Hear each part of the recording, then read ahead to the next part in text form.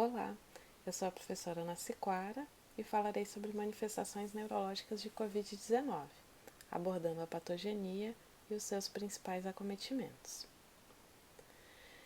Esse conteúdo foi preparado por mim, com participação da professora Nathalie Canedo, da Universidade Federal do Rio de Janeiro, e abordaremos os seguintes tópicos nesta parte 1. A Covid-19 é a doença causada pelo novo coronavírus, chamado SARS-CoV-2, que significa Síndrome Respiratória Aguda Severa, Coronavírus 2.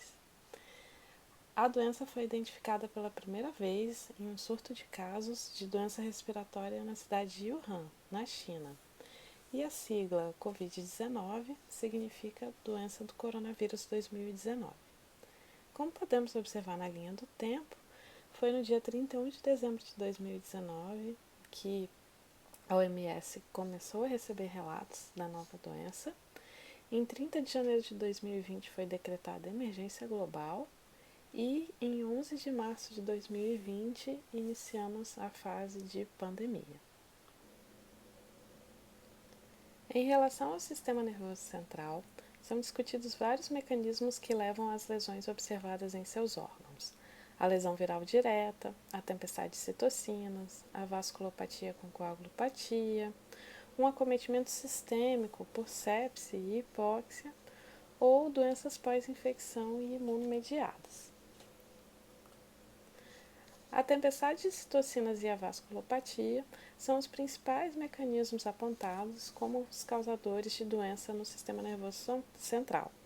Porém, os mecanismos exatos são hipóteses até agora, até que nós consigamos fazer uma correlação clínica com exames de imagem e histopatológica.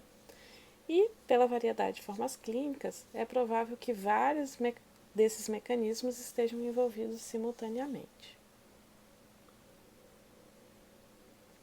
Como nós sabemos, os coronavírus são vírus de RNA, alguns dos quais podem infectar principalmente o epitélio pulmonar humano por meio do receptor da enzima conversora de angiotensina 2, a ECA2. O RNA viral ativaria receptores endossômicos e citoplasmáticos, TLR3, 7 e proteínas de sinalização antiviral mitocondrial, aqui na figura chamada de MAVs, respectivamente. Na figura podemos observar então o SARS-CoV-2 se ligando à ECA2 e entrando na célula. Em seguida, os receptores endossômicos sendo ativados, o TLR3 e 7, assim como as MAVs. E esses receptores, em seguida, ativam fatores reguladores do interferon, que são os IRFs, e o fator nuclear Kb, para induzir a formação de citocinas inflamatórias, incluindo os interferons. Ainda em relação à patogenia, uma das principais perguntas era como o vírus conseguiria entrar no sistema nervoso central.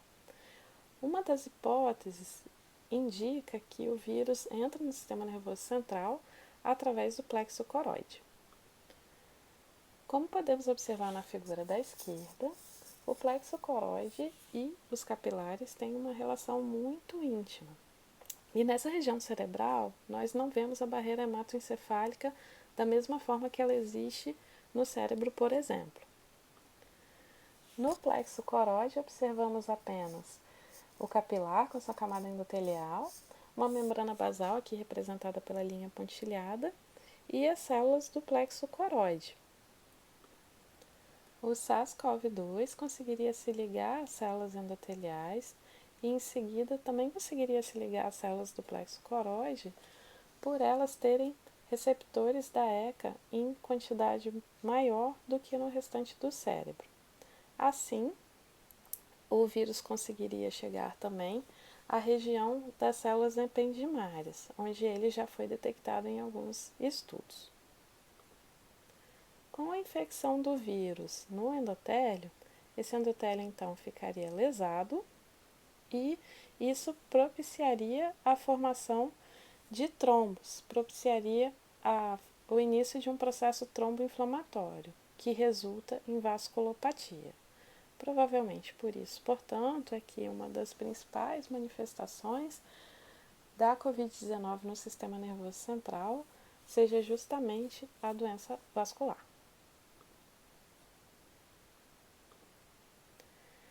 É interessante observar que, em comum, tanto o plexo coroide quanto o alvéolo pulmonar apresentam uma camada simples, no caso neuroectodérmica e aqui epitelial. Essa camada simples de células está apoiada sobre um tecido conjuntivo frouxo ricamente vascular, que está diretamente relacionado aos capilares adjacentes e suas células endoteliais. Essas características podem tornar então esses locais alvos da infecção pelo vírus.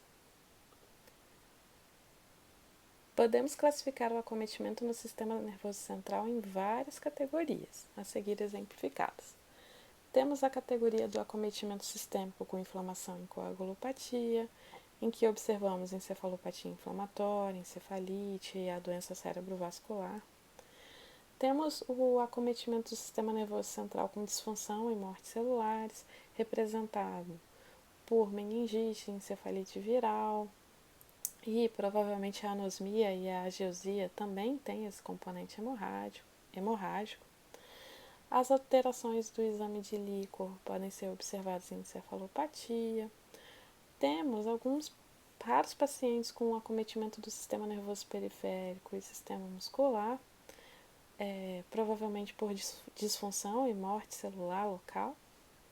E esses pacientes apresentam neuropatia e lesão muscular. Também temos a situação em que ocorrem doenças pós-infecção, provavelmente imunomediadas, como a síndrome de Guillain-Barré. E, por último, temos o acometimento do sistema nervoso central por mecanismos desconhecidos, em que os pacientes apresentam cefaleia, tontura, alteração de consciência, provavelmente por encefalite, e também cefaleia por uso de EPI. Agora, serão apresentados os resultados de 3 estudos que citam o acometimento do sistema nervoso central, porém em 3 localidades do mundo diferentes. Este primeiro estudo, com pacientes de Wuhan, na China, tinha 214 pacientes com Covid-19 e 77 deles apresentavam sintomas no sistema nervoso central, sistema nervoso periférico ou no músculo. 54 com sintomas exclusivos de sistema nervoso central. Desses pacientes com sintomas apenas de sistema nervoso central, o principal sintoma foi tontura, cerca de 17%. Mas também podemos observar outros sintomas descritos, como eu comentei no slide anterior. Cefaleia, o comprometimento da consciência, doença cerebrovascular, ataxia e convulsão. Nesse estudo, os autores observaram que o principal fator de risco para esses sintomas foi uma doença pulmonar mais severa. Já num estudo realizado em Londres, na Inglaterra, com 43 pacientes com Covid-19, entre abril e maio de 2020, tivemos um perfil de sintomas diferentes. O principal sintoma foi a síndrome inflamatória no sistema nervoso central, que engloba encefalite, encefalomielite ou mielite. Os pacientes também apresentaram encefalopatia, o AVE isquêmico, o acidente vascular encefálico isquêmico, e 18% deles, de forma surpreendente, tiveram sintomas neuromusculares, como a síndrome de Guillain-Barré e a plexopatia braquial. Outras lesões no sistema nervoso central não classificadas representaram 11% desses pacientes. Esse estudo, então, identificou um amplo espectro de síndromes neurológicas afetando todo o neuroeixo, inclusive a vascularização cerebral. E a alta incidência da encefalomielite disseminada aguda, representando então uma síndrome inflamatória no sistema nervoso central, foi surpreendente e não foi relacionada à gravidade da doença respiratória. Por último, temos um estudo em São Paulo, que selecionou 1.208 pacientes com Covid-19, mas apenas 89 deles tiveram consultas com neurologistas, o que representou 7,4% dos pacientes internados. Nesse estudo, tivemos uma porcentagem ainda maior de pacientes com encefalopatia e alguns deles também apresentaram um acidente vascular encefálico, convulsão. Tínhamos uma porcentagem de 9% de pacientes com doença prévia do sistema nervoso central, ou seja, um paciente com epilepsia ou com demência ou que já tinha tido um acidente vascular encefálico. A porcentagem de pacientes com acometimento neuromuscular foi um pouco menor, mas pacientes com sintomas leves e inespecíficos, o que seria caracterizado como aqueles outros sintomas, também apareceu numa porcentagem semelhante ao estudo de Londres, cerca de 11%. Nesse estudo brasileiro, foi considerado os sintomas leves e inespecíficos, a cefaleia e a vertigem. Como conclusão, os autores relataram que, quando o paciente apresentava uma doença neurológica pré-existente, ele poderia ter uma doença neurológica causada pela Covid-19 em maior gravidade. Porém, essas complicações neurológicas graves foram iguais, tanto nos pacientes com insuficiência respiratória grave, quanto nos pacientes com casos menos graves. Ou seja, a complicação neurológica não foi necessariamente relacionada à doença pulmonar do paciente. Vamos abordar agora 3 aspectos comuns no acometimento do sistema nervoso central por Covid-19. Primeiramente, a encefalopatia. Pressupõe-se que a alteração de consciência nesses pacientes seja consequência da encefalopatia, e ela vai ocorrer principalmente em pacientes mais graves, ou com comorbidades associadas, ou com disfunção de múltiplos órgãos, e eles geralmente apresentam marcadores elevados de inflamação sistêmica, como alguns artigos têm demonstrado. O vírus não é detectado com frequência no líquor por PCR, mas observamos, nesses casos de encefalopatia, algumas alterações microscópicas, principalmente foco de reatividade microglial, lesão microglial e também lesão axonal, um infiltrado perivascular leve de estíocitos e linfócitos, de células mononucleares inflamatórias. Porém, as partículas e proteínas virais não são detectadas com frequência. Apesar disso, a patologia molecular tem tentado correlacionar os achados microscópicos com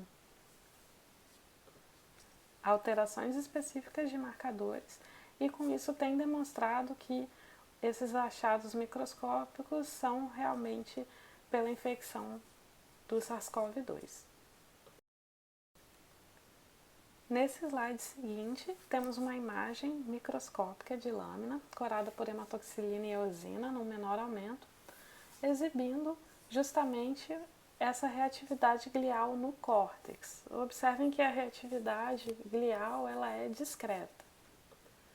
Os achados microscópicos das encefalopatias por Covid-19 têm sido assim, bem discretos.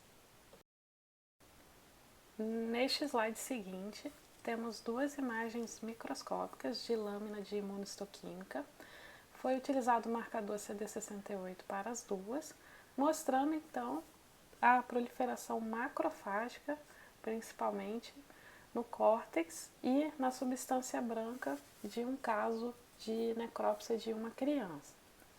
Observem então, com a marcação positiva, que foi evidenciada a presença principalmente dos macrófagos nessas 2 regiões cerebrais. Um segundo aspecto comum no acometimento do sistema nervoso central por Covid-19 é a doença cerebrovascular, principalmente na forma de acidente vascular encefálico. Observamos que esse acidente vascular encefálico geralmente é na forma de isquemia e envolve grandes vasos. Supõe-se que temos mecanismos diferentes para a ocorrência da doença cerebrovascular. Nos pacientes mais velhos, a doença cerebrovascular parece estar associada a um estado hiperinflamatório associado a uma doença sistêmica. Em pacientes mais jovens, observamos que a principal alteração é a hipercoagulopatia. Tem se discutido também se a lesão é induzida pelo vírus nas células endoteliais ou se ocorre uma vasculite naqueles vasos cerebrais. Porém, ao que tudo indica, o vírus infecta e lesa as células endoteliais desses grandes vasos. Como podemos observar nessas imagens macroscópicas de cortes cerebrais, as áreas de AVE são bastante extensas. As áreas estão aí marcadas com um círculo vermelho. Uma lesão tão grande aconteceria principalmente por causa do estado hiperinflamatório precoce que o paciente apresenta, por conta da tempestade de citocinas, principalmente, que pode acontecer na Covid-19, e associado a esse estado hiperinflamatório, também temos um estado pró-trombótico, que frequentemente acaba sendo complicado por tromboembolismo venoso e arterial. Também tem se pesquisado se esses pacientes apresentam um maior nível de anticorpos antifosfolipídios, porque eles poderiam aumentar o risco da trombose, induzindo uma certa ativação celular, que inibe os sistemas anticoagulantes naturais e fibrinolíticos que apresentamos e ativa o sistema complemento. E como também já foi comentado, muitas vezes esses pacientes apresentam comorbidades. Então, eles podem ter aterosclerose, fibrilação atrial, e isso também pode fazer com que eles tenham um maior risco de desenvolver o AVE.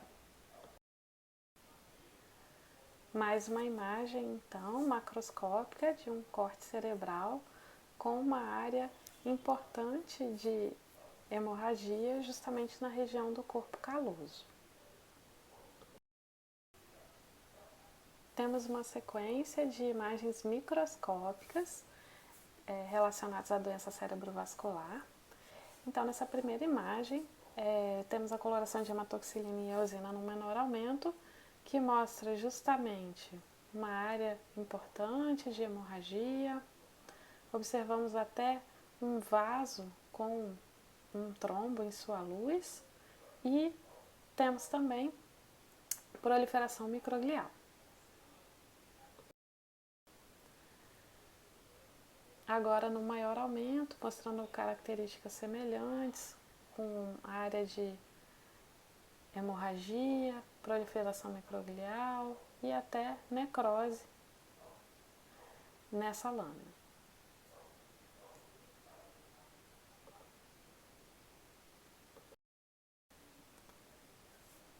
Num aumento ainda maior, temos uma área de hemorragia bem extensa no cérebro, mas um vaso que tem um discreto infiltrado inflamatório ao seu redor, que apresenta tanto células mononucleares inflamatórias, quanto também alguns neutrófilos. E nessa imagem, também na coloração de hematoxilina e eosina, nessa imagem microscópica, no maior aumento, achamos aquelas características de discreto infiltrado inflamatório, perivascular, com a presença inclusive de macrófagos, e vemos também congestão vascular nesse vaso. O terceiro aspecto comum no acometimento do sistema nervoso central por Covid-19 são a anosmia e a ageusia. Esses são sintomas relatados com frequência, porém inespecíficos, e felizmente os pacientes se recuperam em cerca de 8 dias. Um estudo fez a avaliação de cortes do sistema nervoso central de 18 pacientes e procuraram o vírus através de PCR nesses cortes. Bom, foram observados baixos níveis do RNA viral em 3 cortes de medula apenas e 3 do lobo frontal e nervo olfatório em 5 pacientes. Portanto, uma via de invasão do sistema nervoso central através do nervo olfatório, orofaringe, não parece ser muito óbvia. Além disso, a plena recuperação na maioria desses pacientes sugere que é improvável que essa infecção viral seja direta e que ocorra a morte dos neurônios olfativos ou gustativos naquela região.